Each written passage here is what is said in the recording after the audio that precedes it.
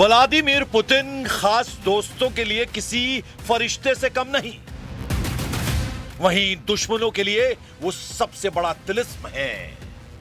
Putin के दुश्मनों के लिए उनकी पूरी दुनिया ही अबूझ है, चाहे उनकी गाड़ी और सेनेट हो, उनका प्लेन इल्यूजन IL-96 300 PU हो, या फिर उनके इर्द गिर्द दिखने वाला ब्रीफकेस, सबके अपने तिलिस्म हैं। पुतिन का चलना हो, देखने का अंदाज हो, बैठने की अदाएं हो, या सिर्फ आंखों की पुतलियों का घूमना ही कई बार बड़े सिग्नल देते हैं। मगर पुतिन को सबसे असरदार बनाते हैं उनके फैसले, उनके दुश्मनों की भीड़, उनके सख्त रुख। पुतिन जो ठान लेते हैं वो करके दिखाते हैं। पुतिन जैसी दुश्मनी निभाते हैं, वैसी ही दोस्ती के लिए किसी भी हद को पार कर जाते हैं। 5 फीट 7 इंच की साधारण कदकाठी, 70 से 75 किलो वजनी लीडर, जिनका स्किन टोन यूरोपीय लोगों की तरह पीला दिखता है, जिनके बालों पर उम्र के हिसाब से सफेदी चढ़ी हो, उस नीली आंखों वाले लीडर से दुनिया के कई मुल्क खौफ क्यों खाते हैं?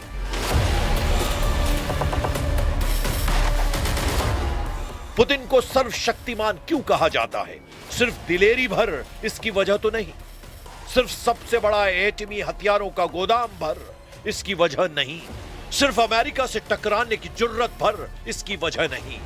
पुतिन ऐसे दौर में सब पर भारी पड़ते हैं जब कई मुल्कों में तानाशाहों का सिक्का चलता है। ऐसे सुप्रीम लीडर भी पुतिन से सिर्फ दोस्ती की दुआ मांगते हैं, जिन्हें सनकी का तमगा दिया जाता है। तो इसकी वजह है रूस जैसे सुपर पावर पर पुतिन की जबरदस्त पकड़। पुतिन 25 साल से रूस के सर्वे सर्वा हैं, आगे भी जब तक चाहे बने रह सकते हैं। साल 1999 में पुतिन रूस के प्रधानमंत्री बने। साल 2000 में उन्होंने राष्ट्रपति का चुनाव भारी बहुमत से जीता। इसके बाद उन्होंने 2 बार 4-4 साल के कार्यकाल पूरे किए। फिर नियमों के चलते उन्होंने दिमित्री मेदवेदेव को राष्ट्रपति का चुनाव जितवाया। उन 4 सालों में पुतिन ने प्रधानमंत्री पद संभाला। फिर 2012 में पुतिन ने सत्ता में एक बार फिर वापसी की और अब साल 2036 तक अपने पद पर बने रह सकते हैं।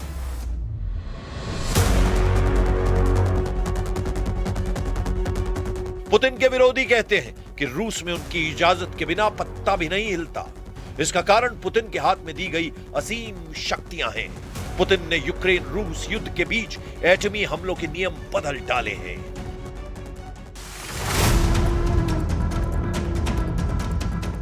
यानी रूस से एटमी खतरा सिर्फ यूक्रेन भर को नहीं, उन देशों को भी है जिन्होंने यूक्रेन का युद्ध में साथ दिया है, जिन्होंने यूक्रेन को हथियार दिए हैं, जिन्होंने यूक्रेन की किसी भी तरह मदद की है। उन्हें पुतिन का परमाणु क्रोध झेलना पड़ सकता है। सबसे खतरनाक बात यह है कि अगर पुतिन ने न्यूक्लियर हमले का मूड बना लिया तो उन्हें रोकने का अधिकार भी किसी के पास नहीं है।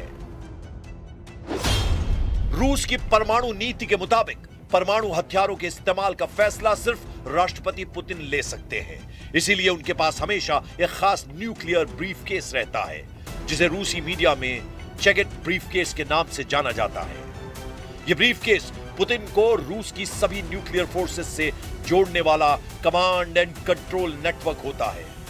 साथ ही रूस के जनरल स्टाफ वैलेरी गेरासिमोव और रक्षा मंत्री भी इस नेटवर्क के तहत न्यूक्लियर कंट्रोल से जुड़े होते हैं।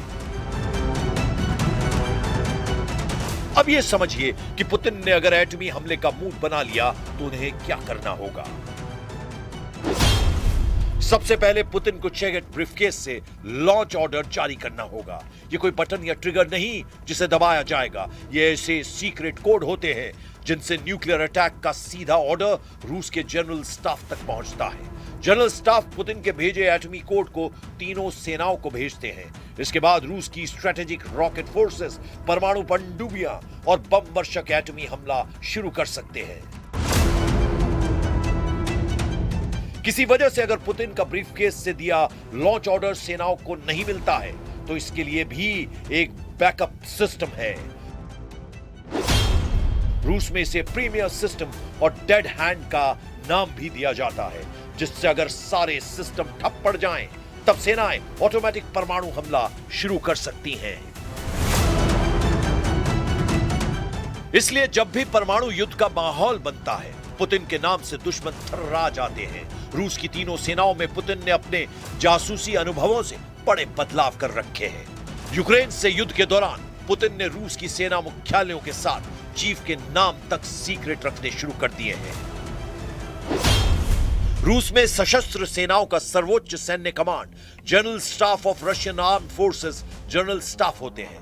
मौजूदा वक्त में Valery Gerasimov chief of general state हैं, जबकि रूस की वायुसेना के चीफ और नौसेना के चीफ का नाम गुप्त रखा गया है, जिससे इन दोनों सेनाओं का कंट्रोल जनरल स्टाफ, रक्षा मंत्रालय और सीधे पुतिन के हाथ में है।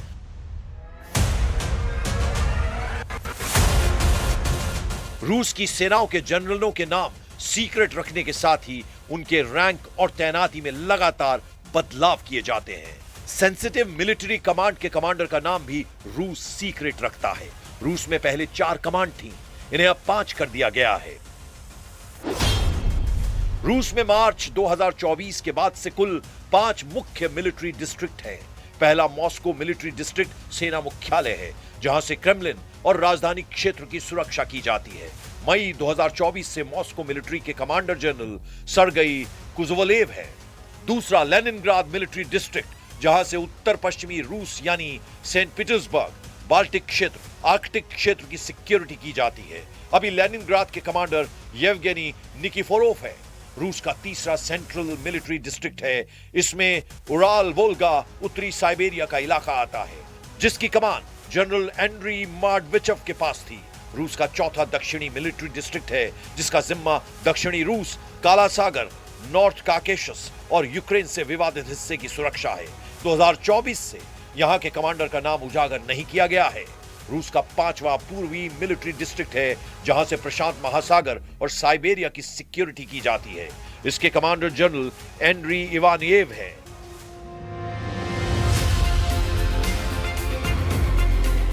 पुतिन ने रूस की सैन्य शक्ति को अजेय बनाने की हर संभव कोशिश की है। इसमें उनकी मदद केजीबी एजेंट के दिनों में मिली ट्रेनिंग करती है। पुतिन सोवियत संघ की खुफिया एजेंसी केजीबी के जाबाज एजेंट रह चुके हैं।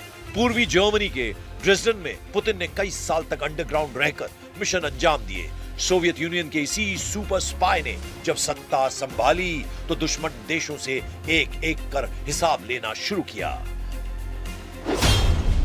पुतिन ने सोवियत संघ विघटन के बाद एक बिखराव का खतरा झेल रहे रूस को एकजुट करने के लिए 89 राज्यों का विलय करके 7 संघीय प्रांत बनाए। पुतिन ने रूस के दुश्मन चेचेन विद्रोहियों के खिलाफ मिलिट्री ऑपरेशन चलाकर उनका सफाया किया। अगस्त 2008 में पुतिन ने जॉर्जिया को युद्ध में हराकर गोरी और जुगदीरी इलाके पर कंट्रोल किया। साल 2014 में पुतिन ने यूक्रेन के क्राइमिया पर हमला कर उसे रूस में मिला लिया। जिन देशों ने नाटो से नजदीकियां बढ़ाई, जिन देशों ने पश्चिमी शक्तियों के इशारे पर चलना शुरू किया, जिन देशों ने अमेरिका से दोस्ती बढ़ाई, उन्हें पुतिन ने सबक सिखाया है। यूक्रेन से रूस के युद्ध की वजह भी उसकी नाटो में शामिल होने की जिद है। पुतिन नहीं चाहते हैं कि नाटो का विस्तार रूस तक हो। पुतिन नहीं चाहते कि रूस का सोवियत यूनियन जैसा इतिहास हो। इसीलिए किसी भी खतरे को देखते ही पुतिन एक्शन में आ जाते हैं। लेकिन यही पुतिन दोस्ती की मिसाल भी कायम करते हैं। भारत के लिए पुतिन के दिल में खास जगह है। प्रधानमंत्री नरेंद्र मोदी को पुतिन कितना सम्मान देते हैं, इसे तस्वीरें खुद बयां करती हैं। इसीलिए पुतिन पर टिट फॉर टैट वाली कहावत सटीक जमती है। और यहाँ पर